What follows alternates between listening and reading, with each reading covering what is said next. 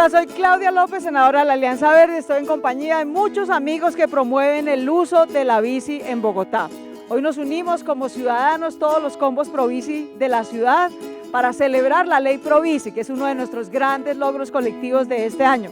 Más adelante vamos a hacer un bici picnic en la Biblioteca Virgilio Barco y desde allá le vamos a contar en qué consiste la ley y qué otros logros y también frustraciones hemos tenido en esta legislatura en nuestra rendición de cuentas. Un abrazo, nos vemos más tarde en la biblioteca.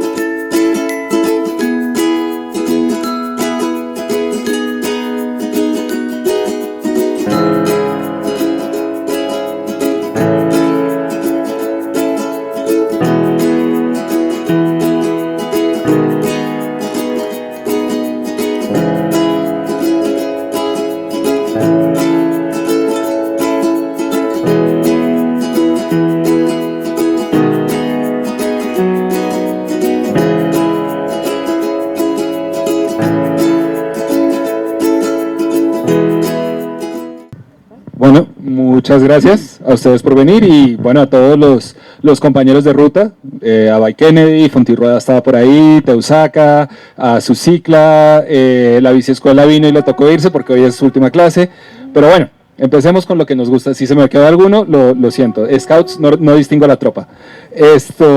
Tenemos ley Probici, finalmente tenemos ley Probici, que es...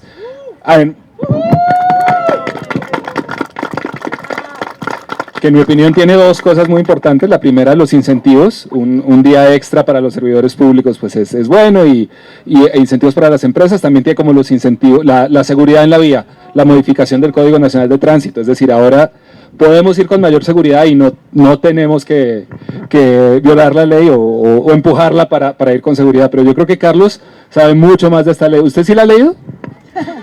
Mira, tuve que leer un poquito. Oiga, sí, eso fue duro. Yo les quiero contar una cosa. Ustedes no se imaginan las noches de trasnocho por ahí con Juan Camilo. ¿Dónde está Juan Camilo? Todavía tiene el trasnocho vivo, Juan Camilo. De todas esas noches que tuvimos que pasar en ministerio, moviendo, ajustando, ruegue aquí, peleé con los técnicos, con los abogados, con todo el mundo, haciéndoles entender qué es la importancia de esta ley Probici. Y esto prácticamente se resume en 7 puntos. 1, sabemos que nos van a promover cada 30 viajes en bici que lleguemos al trabajo, sobre todo funcionarios públicos. Vamos a recibir medio día de jornada de descuento. Importante para nosotros los que no somos funcionarios públicos, cada vez que lleguemos al sistema de transporte con nuestra bici, eso nos va a abonar a nosotros y cuando completemos 30 viajes, eso nos va a significar un pasaje en transporte público. No solamente en Bogotá, esto es para todo el país, es decir, los sistemas de transporte masivo en todo el país. Cosas claves para de pronto los que no usamos transporte público y tampoco somos funcionarios públicos, pero sí es el derecho a la protección de nuestra integridad en la vía. Gracias a Dios y gracias a que logramos hacer conexión con un equipo tan maravilloso, logramos meter ese carril exclusivo para ciclistas. Esto es una cosa para todos, es una cosa que nos llena de orgullo y sobre todo saber que los vehículos que nos adelanten tienen que hacerlo a 1,50.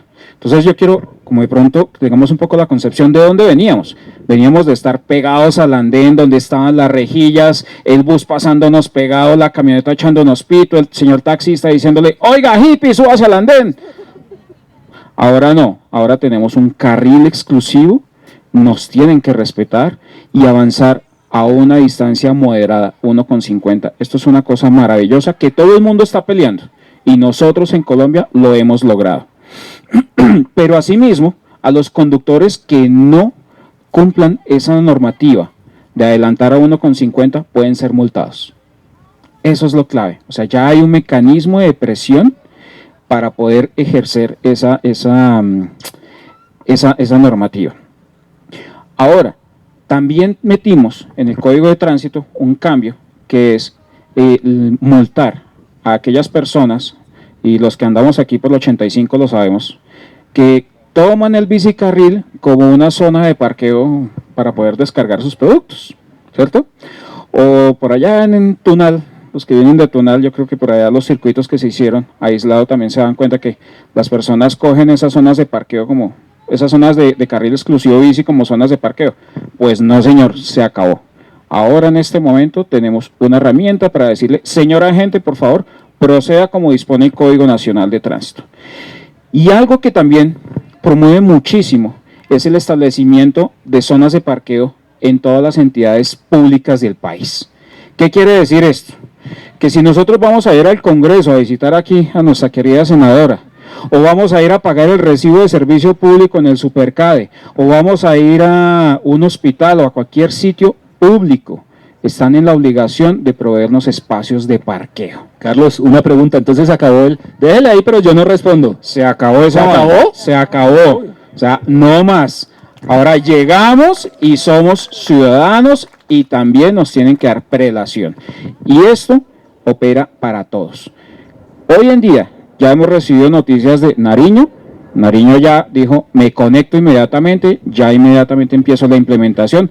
Villavicencio llamó esta mañana, la gobernadora del Meta dijo, me voy a conectar y voy a hacer una cosa mejor que la que hizo Nariño. Bucaramanga está también en la misma línea, dijo, nosotros también nos unimos y nos pegamos, y todo esto está cogiendo un vuelo. Medellín, área metropolitana, Montería. Y muchachos, ¿esto cómo se hizo? Esto se hizo por la gente. Nosotros como ciudadanos entendimos por fin que tenemos la posibilidad y la fuerza de transmitir nuestras ideas, que tenemos gente allá que nosotros hemos apoyado y que de una u otra manera transmiten nuestras ideas allá. Esto es una iniciativa ciudadana, es decir, vemos el ejercicio ciudadano en pleno. Realmente el aplauso y la felicitación es para todos nosotros. Durante más de, no sé, ¿quién es el que más lleva aquí, el colectivo que más lleva tiempo? ¿10 años tal vez? ¿CPM lleva 10 años? CPM lleva 10 años. 10 años juiciositos haciendo la tarea de voluntad, de corazón. Aquí hay otros que llevan 7, 5. Por allá Camilo Rey me está arrugando la frente, está diciendo yo llevo como 15.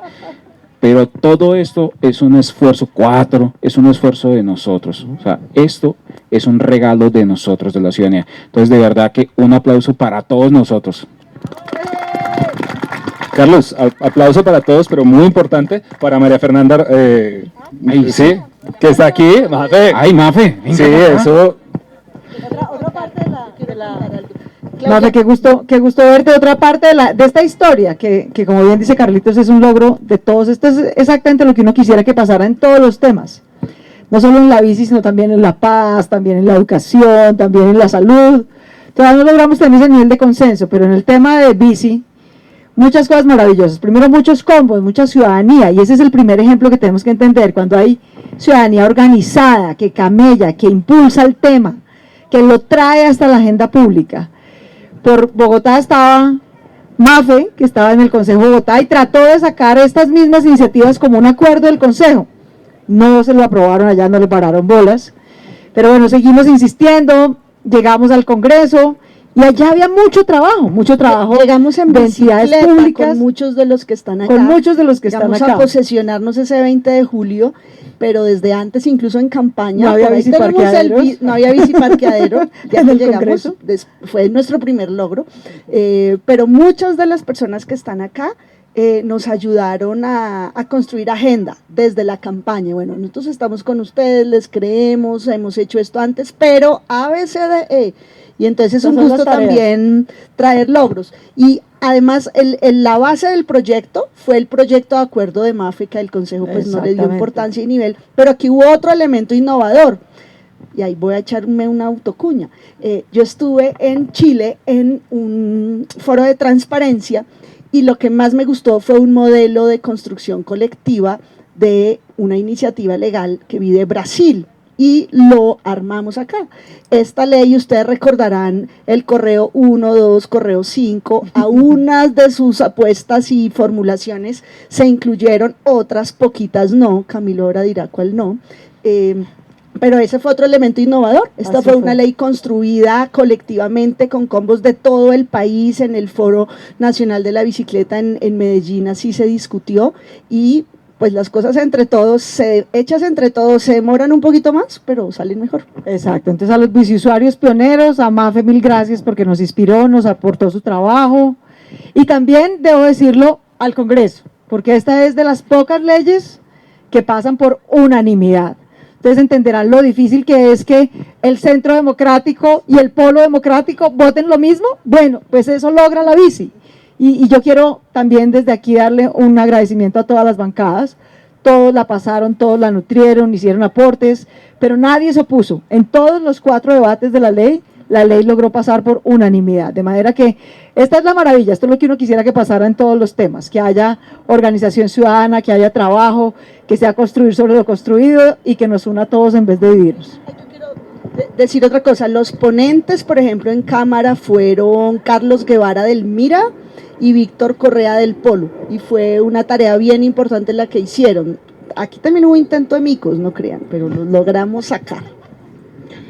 Bueno, el hashtag de los combos de Bogotá, de los ciclistas de Bogotá, es Unidos Somos Más. Los autorizamos a que lo usen en el Congreso, pero poco, pero sí, hay que jalar para el mismo lado. Sí, de vez en cuando. Bueno, hubo otros logros. Somos, obviamente, Claudia y Angélica no legislan solo para nosotros, afortunadamente. También hubo la ley de la prima para los trabajadores domésticos, que va a ser, de hecho, ahora nos toca pagar en diciembre.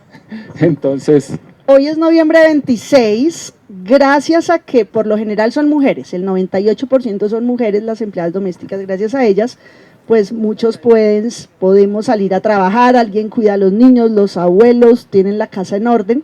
Entonces el 15 de diciembre, por favor, déjense ver con la prima, porque las personas que hoy tienen la fortuna de un trabajo formal, ¿no?, ya que estamos en este mundo terrible de la prestación de servicios o el rebusque, este es uno de los derechos laborales que merecen todas las personas que nos prestan que hacen un trabajo, y las empleadas domésticas son más de 1 millón de personas, mujeres prácticamente todas, también se incluyen los conductores de familia y los jardineros, pero lo primero que hay que cambiar es el chip, porque en nuestra cultura, en nuestra sociedad, es como, ay, yo le hago el favor de darle trabajo. ¿Cuál le hago el favor?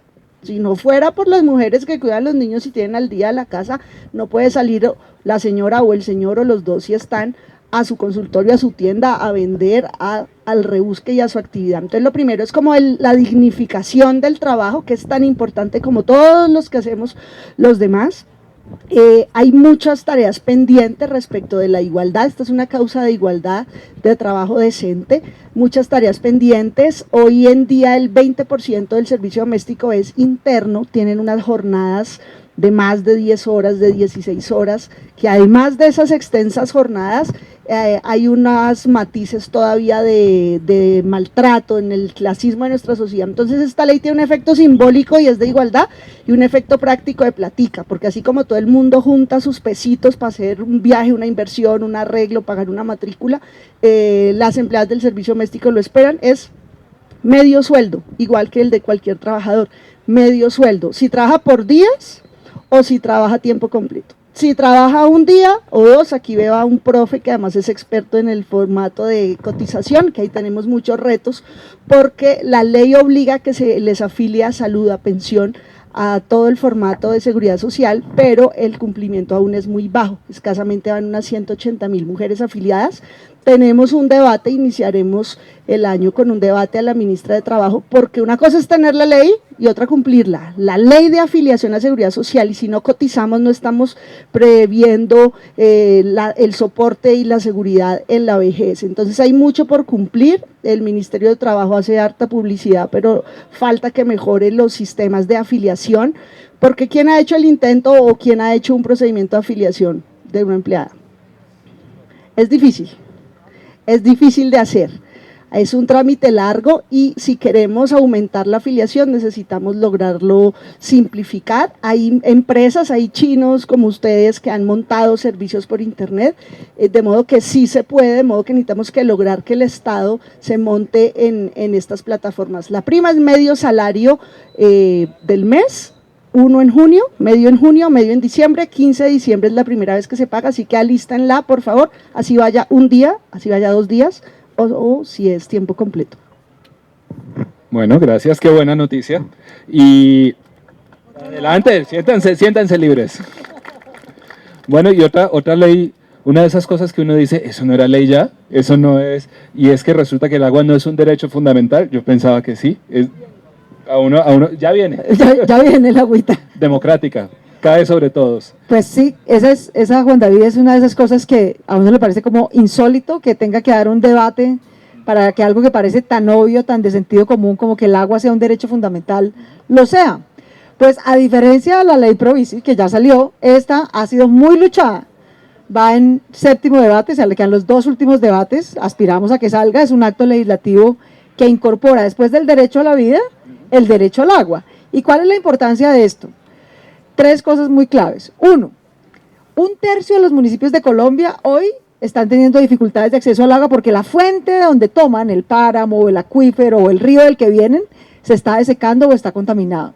Entonces, lo primero que hace esta norma es darle al Estado colombiano la obligación de que proteja especialmente los ecosistemas del recurso hídrico.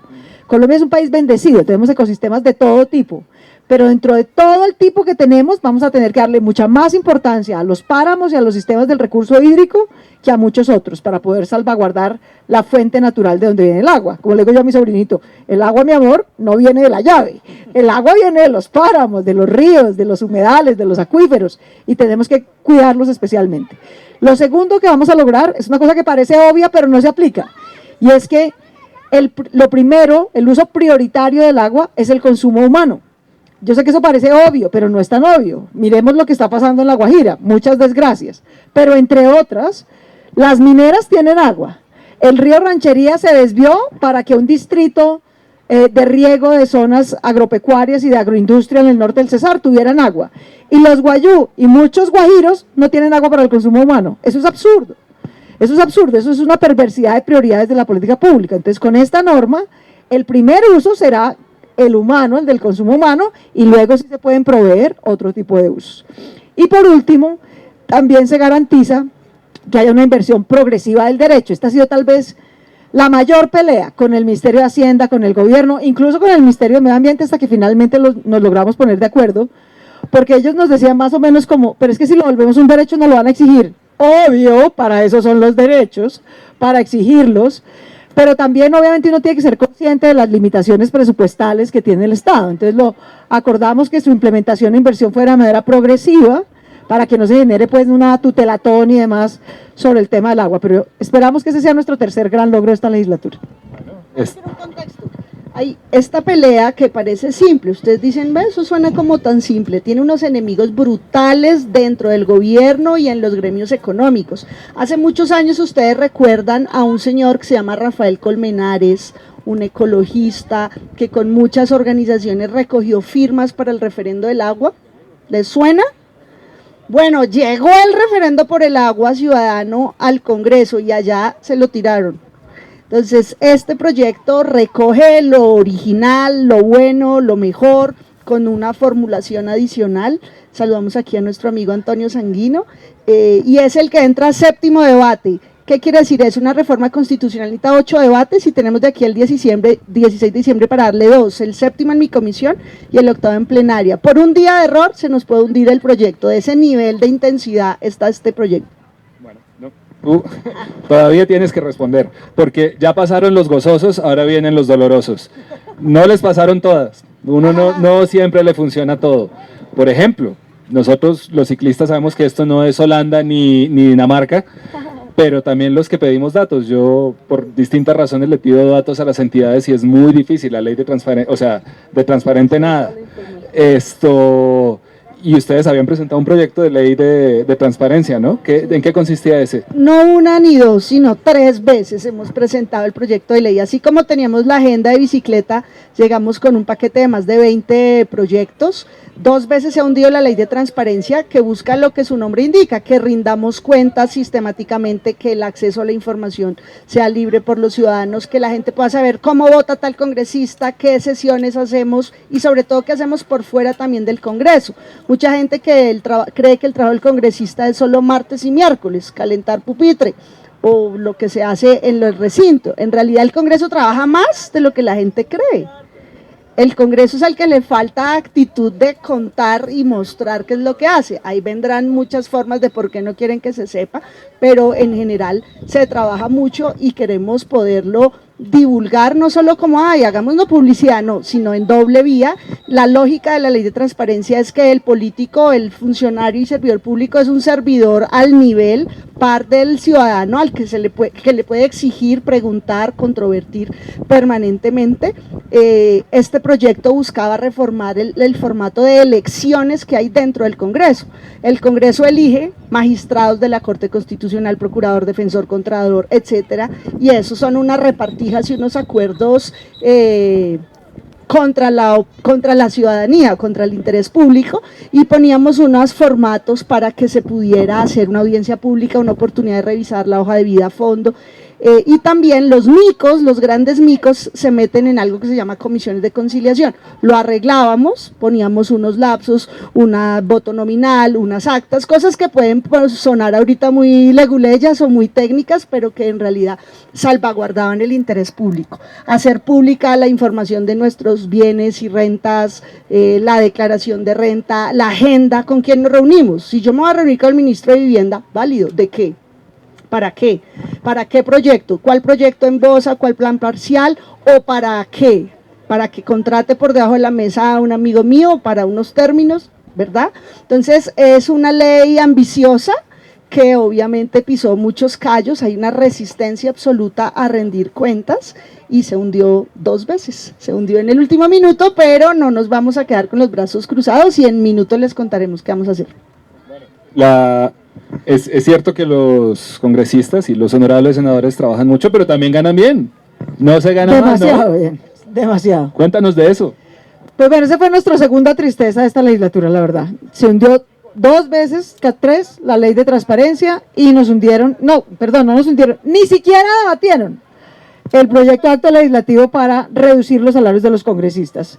Los congresistas de Colombia nos ganamos 40 salarios mínimos, el doble de lo que se gana un congresista en América Latina, y todos hacemos lo mismo, el de Perú, el de Bolivia, el de Argentina, el de Brasil, hacemos control político y leyes. Ellos en promedio se ganan 20 salarios mínimos, aquí nos ganamos el doble. Además hay cosas que uno dice, en el Congreso dicen, pero es que tenemos responsabilidad exclusiva, dedicación exclusiva, no podemos hacer otra cosa, es un trabajo intenso, sí, es cierto, tiene riesgos legales, sí, es cierto, pero lo mismo es el trabajo de los ministros también tienen dedicación exclusiva, alto riesgo legal, altas responsabilidades, y ellos se ganan en promedio 25 salarios mínimos, no 40. Sobre decir además que un congresista se gana 36 veces más de lo que se gana un colombiano promedio. Entonces, por todas esas razones, pero además porque con el salario de los congresistas se define el salario de otros 1.500 altos servidores públicos. Entonces, cuando se dispara el salario de los congresistas es como gasolina en un incendio, porque sube el de esos 268 y ¡pum!, automáticamente sube los otros 1.500. Lo que nosotros propusimos es que no fuera el gobierno, sino que haya una regla en la Constitución que ponga un tope de hasta 25 salarios mínimos para el salario de los congresistas. Es el mismo salario que tendríamos los ministros y ahí se unificaría todo el mundo, ministros, magistrados, altos cargos, fiscal y congresistas. Es algo competitivo, es un buen salario para tener una dedicación exclusiva y altas responsabilidades. Desafortunadamente ni lo debatieron, ese fue uno de nuestros dolores esta legislatura, pero bueno, seguiremos insistiendo. Hago una precisión, en el artículo 186 de la Constitución quedó la fórmula con que se actualiza anualmente el salario. Esa fórmula que arrancó bien en el año 91 y 92 por la modernización del Estado, se hizo un ajuste salarial a la policía, a los maestros y a los jueces de base, salarios necesarios, ajuste necesario de los servidores públicos de base, pero por la fórmula del 186 a los congresistas y con base en al fiscal, procurador, magistrados generales, se le actualiza por el promedio que se actualiza al de todos los servidores públicos. Qué pena si es un tecnicismo, pero prefiero explicarlo. Terminó la cúpula del Estado beneficiándose del ajuste de la base de la base, profesores, jueces y policías que hubo en el año 92 al 94. Y desde ahí se disparó el salario. Esta es una decisión de igualdad. Algunos nos dijeron, ustedes lo promueven es de populistas, ustedes quieren quedar bien con la gente. Nuestra agenda es la igualdad. Y cuando decimos la igualdad es imparable y trabajamos por la igualdad, no es solo por la igualdad de los homosexuales ni con las mujeres, ¿sí? Por eso en nuestra agenda están las empleadas del servicio doméstico, las personas por prestación de servicios, y la igualdad empieza por eso, porque la cúpula del Estado tenga un buen salario, ni más faltaba, y 25 salarios mínimos lo es un salario del nivel directivo, pero nos acerca y nos pone con los contribuyentes, que son la base que paga y sostiene todo este Estado. Bueno, pero esa no es la única plata que pasa por el Congreso. Exacto. También Eso pasa... es poquito. Sí. Finalmente esto le ahorraba solamente 233 mil millones de pesos al contribuyente, que es el que paga Algo alcanza impuestos para eso. para un par de ruedas. ¿Cómo? Alcanza, mire, para que ustedes tengan una idea, lo que nos íbamos a ahorrar al reducir los salarios de los congresistas es la mitad del presupuesto del programa de alimentación escolar.